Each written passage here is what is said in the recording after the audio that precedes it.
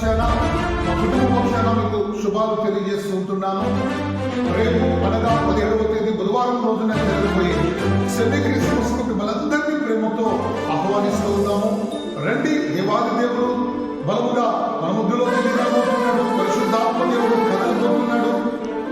శక్తివంతమైన స్తుతి ఆరాధన, అంతేకాదు పాటలు, పిల్లలు డ్యాన్సులు, అంతేకాదు కేక్ కటింగ్, స్కిట్, దైవ వర్తమానికులు మన ఆత్మీయ తండ్రి శ్యామన్న, ఉద్యమ ప్రసంగికులు బ్రినహామన్న, అడసక్క గారు రాబోతున్నారు.